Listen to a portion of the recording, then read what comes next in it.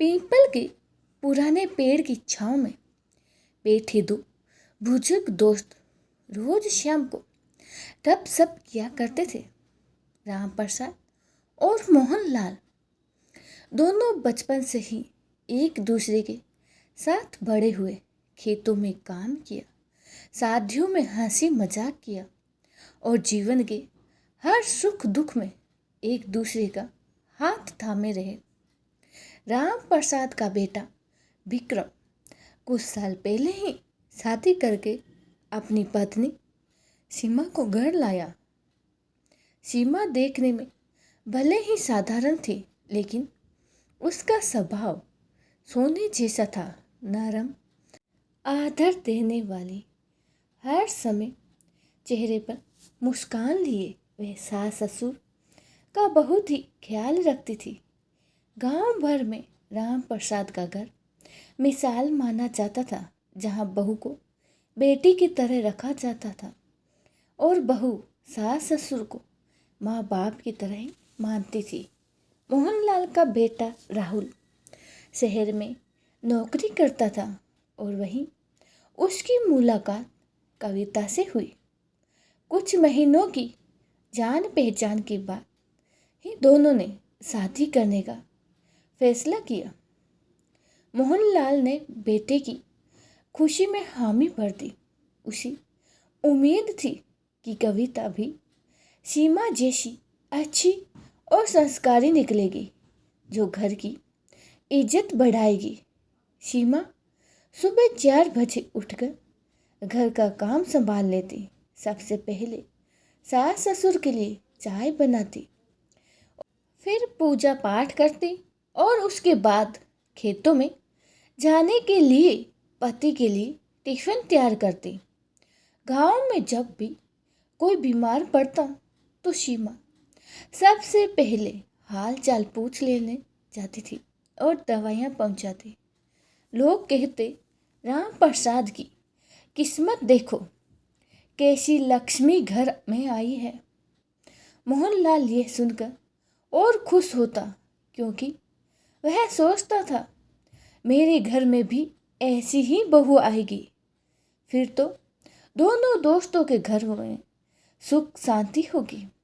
आखिरकार वो दिन आ ही गया जब कविता पहली बार मोहनलाल के घर आई। शादी शहर में धूमधाम से हुई। गांव में बारात लौटने पर लोगों ने नई बहू का स्वागत किया, लेकिन पहली ही नज़र में ही कुछ बुजुर्ग औरतों ने कानों कान ही कहा, लगती तो बहुत तेज तरार है, देखो चाल ढाल, पता नहीं घर संभाल पाएगी या नहीं। कविता ने आते ही अपनी सास से कहा, मुझे गांव के तरीके पसंद नहीं हैं, मैं अपने हिसाब से रहूंगी। यह सुनकर मोहनलाल और उसकी पत्नी थोड़े असमंजस में पड़ गए, लेकिन उन्होंने सोचा शहर में पली बढ़ी है, धीरे धीरे सीख जाएगी। कुछ ही हफ्तों में कविता का असली स्वभाव खुलकर सामने आ गया। सुबह देर से उठना, सास से ऊंची आवाज में बात करना, काम के समय मोबाइल में लगी रहना और सबसे बड़ी बात ससुराल के रिश्तेदारों का अपमान करना। जब भी गांव की औरतें मिलने आती, वह कहती, आप लोगों के पास तो करने को कुछ होता नहीं है, बस दूसरों के घरों में झांको।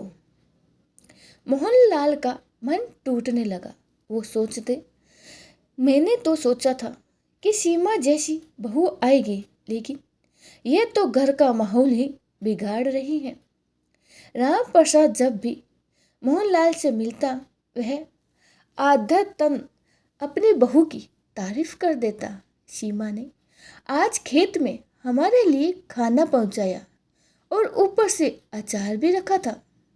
मोहनलाल मुस्कुराने की कोशिश करता, लेकिन अंदर ही अंदर जलन और शर्मिंदगी महसूस करता। कविता तो उल्टा राम प्रसाद के घर जाते समय भी नाक भौं सिकोड़ती थी। सीमा तो नौकरानी की तरह काम करती है, मैं क्यों करूं इतना। धीरे धीरे दोनों दोस्तों की मुलाकातें कम होने लगी। एक दिन दोनों परिवार एक शादी में मिले। वहाँ कविता ने नशे में धुत होकर सबके सामने सास ससुर को नीचा दिखाना शुरू कर दिया। उसने कहा, ये लोग तो पुराने जमाने के हैं, इन्हें कुछ समझ नहीं आता। पूरे गांव में बातें फैल गई राम प्रसाद ने बाद में मोहनलाल से अकेले में कहा, भाई, बहू घर की इज्जत होती है, उसे संभालना जरूरी है, वरना रिश्ते टूट जाते हैं। मोहनलाल ने आहा बढ़ते हुए कहा, मेरे बस में अब कुछ नहीं रहा रामू। मैंने कोशिश की, लेकिन ये लड़की बदलने वाली नहीं है। एक दिन मोहनलाल बीमार पड़ गए। कविता ने तो कोई परवाह नहीं दिखाई, उल्टा शहर जाने की जिद करने लगी। यह खबर जब सीमा को मिली तो वह तुरंत ही सूप और दवाइयाँ लेकर मोहनलाल के घर पहुंची। उसने खुद खाना बनाया, दवाइयाँ दी और 2 दिन वहीं रहकर उनकी देखभाल की। मोहनलाल की आंखों में आंसू आ गए। काश मेरी बहू भी तेरी जैसी होती। राम प्रसाद कविता आखिरकार एक दिन घर छोड़कर शहर चली गई और राहुल भी उसके साथ रहने चला गया। मोहनलाल अकेले रह गए, लेकिन सीमा अक्सर उनके घर जाती रही, जैसी बेटी अपने मायके जाती है। दोनों दोस्तों के बीच फिर से पुरानी दोस्ती लौट आई, लेकिन मोहनलाल का मन हर बार यही कहता, अच्छी बहू भगवान का आशीर्वाद होती है और बुरी बहू घर को नरक बना देती है। मोहनलाल का टूटता मन। मोहनलाल शाम को बरामदे में बैठा था। बगल में पुरानी लकड़ी की चौकी, जिस पर चाय का प्याला रखा था। राम प्रसाद आया और बोला, अरे भाई, आज बड़े चुप हो, सब ठीक तो है? मोहनलाल गहरी सांस लेकर, ठीक क्या होगा रामू, बहू तो दिन ब दिन बिगड़ती जा रही है। बोलने जाओ तो कहती है ये मेरा घर नहीं, होटल है, मैं मेहमान हूँ यहाँ। राम प्रसाद चुप हो गया। वह समझाता था कि अपने घर की कलह किसी को सुनाना आसान नहीं होता, लेकिन मोहनलाल का दर्द अब दबने वाला नहीं था। गांव में औरतों के बीच अब कविता का नाम बदनामी से लिया जाने लगा। अरे मोहनलाल की बहू तो दिन में 2 बार ही घर से निकलती हैं, वो भी सज धज कर। काम काज में तो हाथ नहीं लगाती। हाँ, और अपने सास से इस तरह बात करती है जैसे नौकर हो। सीमा को जब भी ये बातें सुनाई देती, वह अपने ससुराल की इज्जत बचाने की कोशिश करती। अरे नहीं है ना, आदत तो हो जाएगी। लेकिन अंदर ही अंदर वह जानती थी कि कविता बदलने वाली नहीं है। आया करवा चौथ। सीमा सुबह सुबह उठकर घर सजाने लगी। दीवार पर रोली रंगोली, आंगन में दीपक, सास के लिए नए कपड़े। मोहनलाल की तरफ कविता अपने कमरे में लेटी रही और मोबाइल में वीडियो देखती रही। उसकी सास ने कहा, बेटी करवा चौथ है, कुछ तो तैयार हो जाओ, पूजा करनी है। कविता गुस्से में, ये सब पुराने जमाने की बातें हैं, मुझे भूखा नहीं रहना। सास की आंखों में आंसू आ गए, लेकिन उसने कुछ नहीं कहा। गांव की औरतों ने देखा कि मोहनलाल के घर में दीपक तक नहीं जल रहे। एक दिन गांव में पंचायत थी। सभी लोग इकट्ठा हुए। कविता भी आई, लेकिन उसने वहां सबके सामने कह दिया, गांव के लोग कुछ काम नहीं करते, बस बैठकर दूसरों की जिंदगी में दखल देते हैं। पूरा माहौल सन्नाटे में बदल गया। मोहनलाल का चेहरा लाल हो गया और राम प्रसाद को भी शर्म महसूस हुई। उस दिन के बाद लोग मोहनलाल के घर आने से कतराने लगे। मोहनलाल की पत्नी बीमार पड़ी, तेज बुखार और कमजोरी। कविता ने तो दवाई लाने से भी मना कर दिया। जब सीमा को पता चला, वह अपने ससुर के काम छोड़कर मोहनलाल के घर पहुंची।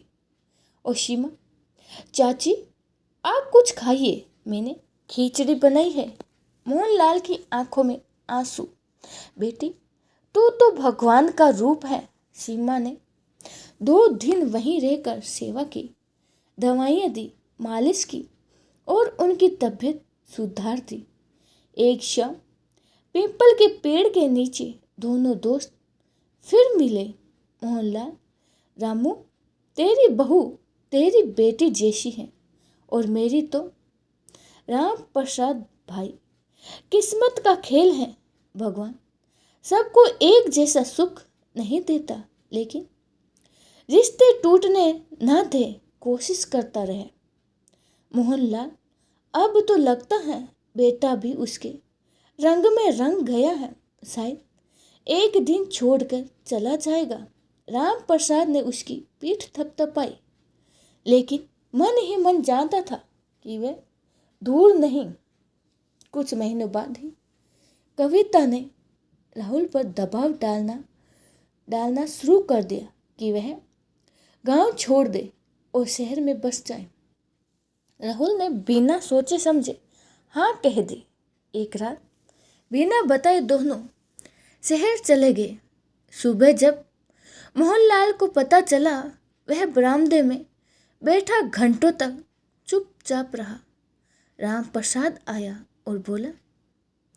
राम प्रसाद बोले, भाई सब ठीक हो जाएगा। मोहनलाल टूटे स्वर में, अब तो बस भगवान का ही सहारा है।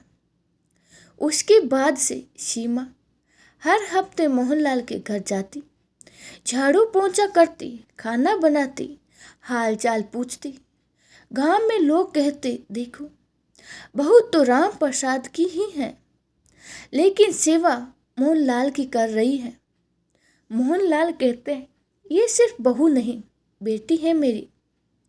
वर्षों बाद जब मोहनलाल बूढ़ा हो गया और चलने फिरने में दिक्कतें होने लगी, तब भी सीमा उसका ख्याल रखती रही। राहुल और कविता कभी कभार गांव आते, लेकिन सिर्फ अपनी शान दिखाने। मोहनलाल ने एक दिन सबके सामने कहा, अच्छी बहू घर को सड़क बना देती हैं और बुरी बहू तो सब कुछ छीन लेती हैं। गांव में उस साल बरसात कम हुई थी और पानी के बंटवारे को लेकर पंचायत बुलाई गई। मोहनलाल और राम प्रसाद दोनों वहां मौजूद थे। पंचायत में अचानक कविता भी पहुंच गई। बड़े चश्मे और चमकदार कपड़ों में पंचायत के बुजुर्ग बोलना शुरू ही किया था कि कविता बीच में बोल पड़ी, ये लोग क्या फैसला करेंगे, इसमें तो समझ ही नहीं है। मुखिया बेटी, यहाँ बड़े बुजुर्ग बैठे हैं, बीच में बोलना ठीक नहीं। कविता, बुजुर्ग होना मतलब समझदार होना नहीं होता है। मैं पढ़ी लिखी हूँ, मुझे पता है क्या सही है। ये सुनकर भीड़ में खुसुर फुसुर शुरू हो गई। राम प्रसाद के चेहरे पर शर्म और गुस्सा दोनों साथ थे। सीमा दूर खड़ी सब देख रही थी, लेकिन उसने कुछ नहीं कहा। उस दिन पंचायत में जितना विवाद पानी के मुद्दे पर नहीं हुआ, उससे ज्यादा तो कविता के व्यवहार पर हुआ। कुछ दिन बाद गांव में एक शादी थी। सीमा सज धज कर गई और मदद में जुट गई। बर्तन धोने से लेकर बच्चों को संभालने तक कविता वहाँ भी मोबाइल में लगी रही। सीमा ने हल्के से कहा, सीमा, कविता चलो ना, खाना परोसने में हाथ बटाते हैं। कविता तेज स्वर में, तुम्हें काम करना है करो, मुझे ये सब नौकरानी वाला काम पसंद नहीं। सीमा चुप हो गई, लेकिन वहां खड़ी कई औरतों ने ये सुन लिया और उनकी निगाहें कविता पर तिरस्कार से टिक गई। उस दिन से कविता और सीमा के बीच में अनकहा मनमुटाव बन गया। कविता ने धीरे धीरे राहुल को भी अपने रंग में रंग दिया। राहुल अब घर के कामों में भी मदद करना तो दूर, माँ बाप की हालत पर भी ध्यान नहीं देता। मोहनलाल एक दिन खेत से लौटा तो देखा राहुल और कविता टीवी पर फिल्म देख रहे हैं, जबकि उनकी माँ बुखार में पड़ी है। मोहनलाल, राहुल तुम्हारी माँ को दवाई दे दी। राहुल लापरवाही से कविता कह रही थी, कल सुबह ले आएंगे। मोहनलाल का दिल बैठ गया। वह चुपचाप गांव के वैद्य के पास गए और खुद ही दवाई लाई। कुछ हफ्ते बाद गांव में दिवाली का समय आया। सीमा ने अपने ससुराल को सजाया। मोहनलाल के घर भी दिए लगाने पहुंच गई। मोहनलाल की पत्नी हैरान रह गई, सास बेटी तुम अपने घर का काम छोड़कर यहाँ क्यों आई? सीमा, माँ, आपके घर में भी तो दीपक जलने चाहिए, आप तो मेरी भी माँ हो। वो दिन मोहनलाल के लिए बहुत ही भावुक था। उसकी आंखों में आंसू बह निकले। दिवाली के 2 दिन बाद कविता ने राहुल को कहा, मुझे गांव की यह गंदगी और लोग पसंद नहीं, हम शहर चलते हैं, वहीं नया घर लेते हैं। राहुल, लेकिन मम्मी पापा? कविता, उन्हें तो सीमा है ना, वो संभाल लेगी। राहुल को ये बात अजीब लगी, लेकिन वह कविता के दबाव में आ गया। एक सुबह बिना किसी को बताए दोनों शहर निकल गए। मोहनलाल बरामदे में बैठा था, उसके सामने खाली आंगन। राम प्रसाद आया। भाई, ऐसे मत टूट, बच्चों की खुशी के लिए ही सही खुश रहना सीख। मोहनलाल, खुशी? रामू, अब तो लगता है घर सिर्फ दीवारें हैं जिसमें आवाज गूंजती है, जवाब नहीं आता। इसके बाद से सीमा हर हफ्ते मोहनलाल के घर जाती। वह उनके लिए खाना बनाती, दवाइयाँ लाती, घर साफ करती। गांव के लोग कहते, देखो असली बहू कौन होती है। मोहनलाल अक्सर कहते हैं कि सीमा ने मुझे सिखा दिया है कि खून का रिश्ता ही नहीं, दिल का रिश्ता भी उतना ही मजबूत होता है कि जितना। अंत में मोहनलाल का आशीर्वाद। वर्षों बाद मोहनलाल बहुत बीमार पड़ गए। राहुल और कविता एक दिन के लिए आए, लेकिन 1 घंटे में ही चले गए, यह कहकर कि काम है। और मोहनलाल ने सीमा का हाथ पकड़ कर कहा, मोहनलाल बेटी, तुमने जो किया है वो मैं जिंदगी भर नहीं भूलूंगा। तुम मेरी बेटी है और यही मेरी असली बहू है। सीमा की आंखें भर आई। उस दिन पूरे गांव ने देखा, अच्छी बहू घर को सड़क बनाती है और बुरी बहू घर को तोड़ देती है। दोस्तों, ये छोटी सी कहानी आपको कैसी लगी कमेंट बॉक्स में ज़रूर बताना। जय श्री कृष्णा, राधे राधे। मिलते हैं एक नई कहानी के साथ।